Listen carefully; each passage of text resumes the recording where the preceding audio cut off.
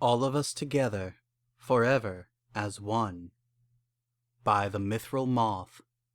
Read by Goombasa. Applejack lay under her favorite tree in the orchard, looking up at the blue, cloudless sky, feeling the warmth on her face. She could hear, just barely, the sounds of her grandchildren and great-nieces and nephews hard at work, harvesting apples. Her own daughter would be in the kitchen baking pies to fill an order. Big Mac's sons were raising a new barn along with their cousins. A tired sigh escaped the ancient mare. More than anything, she longed to be out in that field, bucking apples and running in the grass. She looked at her old, cracked hooves and the bleached peach-white hair of her fetlocks, once a vibrant orange. Her mane and tail, what was left of them, were snow-white. Her eyes, old as the rest of her, were still a vibrant green, and her mind was as sharp as ever. She'd luckily never succumbed to the same ravages of old age that had wrecked Granny Smith's memory or left Big Macintosh completely senile until his last breath. Distantly, she heard Applebloom yelling about keeping a closer eye on the tools or some fool thing. It was hard to tell from a distance. Her hearing wasn't what it used to be. "Hello, Applejack," a soft, pleasant voice said as a shadow fell over her. She looked up. Princess Twilight Sparkle had changed a great deal in the last 100 years. She now stood as tall as Princess Celestia. She wore similar gold regalia, with an amethyst in the shape of her 6-pointed cutie mark upon her chest, and a small 5-pointed tiara she'd worn since her early days seated atop her head. Her horn was now almost as long as her mentor's. While her bangs were still as short and straight as ever, the rest of her mane, as well as her voluminous tail, billowed away from her body on a magical breeze she herself perpetually generated. The magenta streaks, which she'd always had in her mane, had been joined by 4 new streaks of color over the years: light sky blue, bubblegum pink, pale butter yellow, and eye-pleasing white. These streaks rippled in the starry violet of Twilight's ethereal mane, each shining brightly. The great Alicorns smiled down at Applejack, her expressive purple eyes moist. "How are you feeling?" Twilight asked. Applejack sighed. "You darn well know the answer to that, Twi. You wouldn't be here if you didn't." "I'm sorry," Twilight said, sitting primly beside her. "No, it's okay," Applejack said. "Heck, waking up to one of your oldest friends and saying, 'Hey, heard you were dying,' that ain't no way to start a conversation." "True," Twilight said. She swallowed heavily. "But other than that, how are you?" Applejack shrugged. "I ache some," she said. "Can't hold down much more'n applesauce and milk these days. I'm 130, Twi. This old body's done worn out." "I know," Twilight said sadly. She laid a hoof on Applejack's back and stroked it. Applejack looked up at Twilight. "Will it hurt?" she asked. "No," Twilight assured her in a soothing tone. "It won't hurt, I promise." She looked out into the orchards. Is there any pony you need to—" "No goodbyes," Applejack said. I don't want—" She sighed. "I understand," Twilight said. She toyed with a few loose strands of Applejack's mane. "Whenever you're ready." Can I just have one last bite of apple?" Applejack asked. "Of course," Twilight said with a smile. Her horn glowed, and a big, juicy, red, delicious apple detached itself from the tree above them, floating down into Applejack's old, tired hooves. Applejack took a bite of the apple, grimacing at the pain in her old gums, but humming in delight as the juices dripped down her muzzle. Twilight waited patiently as Applejack finished the apple. Once Applejack had eaten her fill, she discarded the remainder. "Okay," she said. I'm ready now." Twilight smiled and stood up. "All right." She walked around and faced Applejack. Applejack looked up at her, jaw working as she fought her own nerves. Twilight's eyes began to glow a soft white as her horn shimmered magenta. Applejack felt a pull, one she had felt only once before over a century ago. Only this time it felt different. Before, it had felt like a part of her was being violently ripped away. This felt like she was being drawn into a warm, welcoming light. She heard voices calling out to her, some of which she hadn't heard in decades. Applejack's cutie mark disappeared from her flank. The vibrant green of her eyes dimmed to a pale, faded whitish blue. Her eyelids drooped. Applejack's entire body sagged as her ancient heart beat one final time. Twilight's horn dimmed and her eyes faded. Her mane glowed and a new streak joined the other four. A vibrant harvest orange shining like morning dew on green leaves. Twilight looked down at the dead body of her friend, smiled, and spread her wings, coasting to the barnyard. She found Applebloom berating 3 burly young stallions who had apparently smashed several freshly cut boards with their recklessness. Applebloom had grown into a stout, strong mare, and while she was far from a spring chicken, she had vitality to spare. "Applebloom," Twilight called softly. Though her voice was not loud, it commanded immediate attention from all ponies around her. They all stopped what they were doing and turned to kneel. "As you were, my little ponies," Twilight said. She smiled gently at Applebloom. "How are you, Applebloom?" "Oh, too old to be fooling round with these horse-appled young ones," Applebloom muttered as she looked to Twilight, then did a double take. Her ears wilted. "She's—" "Yes," Twilight said softly. "She thought it best if she avoided any goodbyes. Thought it might make it easier." Applebloom sighed. "Where's—" "Underneath Bloomberg Jr.," Twilight said. "Of course." Applebloom nodded. She looked at Twilight again. "And you really—" "Yes," Twilight said, running a hoof through the orange streak in her mane. She smiled. "Finally, we're all together forever." 80 years earlier. Princess Twilight Sparkle, Rarity, Fluttershy, Pinkie Pie, and Applejack stood around an array of blankets which had been haphazardly spread out on the ground. Rain poured down. Overhead, several pegasi were attempting to combat the out-of-control thunderstorm. A doctor, 2 nurses, and 3 medic ponies worked furiously over Rainbow Dash, who lay mangled on the sodden blankets. Her broken, twisted wings were almost completely devoid of feathers. Blood flowed freely from gashes in her side. Her left front hoof was split in half, and body seeped from her muzzle. Her rose-hued eyes were bleary, and she looked up at her circle of friends. Fluttershy and Rarity were sobbing. Pinkie Pie's mane lay flat and straight, rain dripping from its length. Applejack tried to be stoic, but her ears lay flat. The doctor looked up at Twilight. "I'm sorry, Your Highness. There's nothing we can do. If we'd gotten here even a few minutes sooner, there might be a chance, but—" "I can teleport us all to the hospital," Twilight said. "There could still be—" "I'm sorry," the doctor said. "Even if you did, we wouldn't even have time to prep for surgery at this point.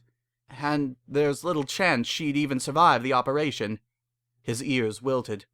"It's just too late, Your Highness." Fluttershy broke down in loud, keening sobs. As the rain thinned to a trickle, tears streamed down the faces of Twilight's friends. "No," Twilight whispered hoarsely. It can't be. Rainbow Dash, you can't just die." Rainbow Dash looked up at Twilight. Hey, she said, struggling to speak. "I had a good run." She coughed and spat out a gob of blood. "Besides, no pony lives forever." She laughed weakly. "Well, almost no pony." Twilight's ears drooped. In that moment, the reality of her Alicorn existence struck home. She was immortal. Her friends weren't. Rainbow Dash was dying right in front of her.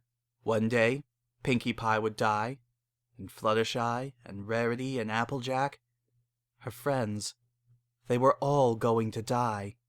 And it would just be her and Spike together for however long Alicorns and dragons lived, without the very ponies that made her the princess she was. "No," Twilight said, eyes narrowing. She stamped a powerful hoof. "You're not going to die, Rainbow Dash. None of you are going to die. Not now, not ever." Rainbow Dash coughed again. "Don't think you can do anything about that, Twi." "Watch me," Twilight said. Her eyes began to glow, and her horn lit up, casting a magenta glow that pierced the gloom of the clouds above. "Twilight? What?" Rarity asked, taking a fearful step back. "What's going on?" Pinkie asked. "What are you—" Applejack wondered, eyes wide. Fluttershy hid behind Applejack, trembling. Rainbow Dash's cutie mark disappeared from her flank. The vibrant rose hue of her eyes faded to a dull pinkish gray. She coughed one last time, and fell still. With one last bright flare, Twilight's horn dimmed, and her eyes returned to normal. A bright shimmer of magic lit up her mane, and a streak of sky blue spread from the roots to the tip, sparkling and glowing as it darkened to natural violet. When it was done, Twilight took off into the sky, trailing a rainbow behind her, and blew away the lingering clouds, scattering weather ponies in her wake. As the sky cleared, the sun shone down on the body of Rainbow Dash, the circle of medic ponies, and her shocked, stunned friends. Twilight Sparkle landed again, folding her wings at her side. "Twilight?" Pinkie asked in an unusually timid voice. What did you just do?" Twilight let out a deep, shaky breath. I saved Rainbow Dash." "Saved her?" Rarity shrieked. "You killed her!" "No," Twilight said, turning to face her friends. The new blue streak in her mane switched as she turned. "Her body has died, yes, but everything she was will live on forever, inside me." "Inside you?" Rarity asked, taking a step back.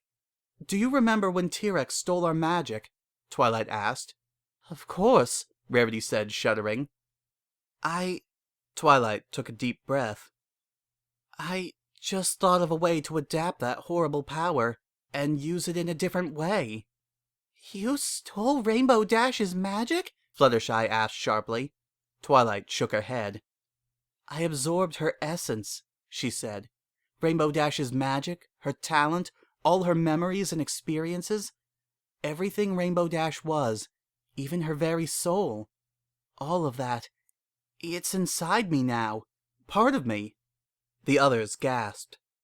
That's... Applejack looked at Twilight fearfully. That's horrific," Rarity whispered. "She was dying," Twilight said. I was about to lose one of my precious friends." She looked around at the others, ears falling. I saw her dying, and I knew she was about to die, and I realized all of you are going to die one day, and I'll still be here. Without you, and... Tears spilled from her eyes. "I can't lose you. I can't lose any of you, don't you see? Not when there's another way." She sniffled. "And so, I did the only thing I could think of." It was days before any of them spoke to Twilight again, and years before they truly, fully understood why she'd done what she did. 20 years later, Pinkie Pie fell victim to a plague that spread through western Equestria. Many ponies died before a cure was found.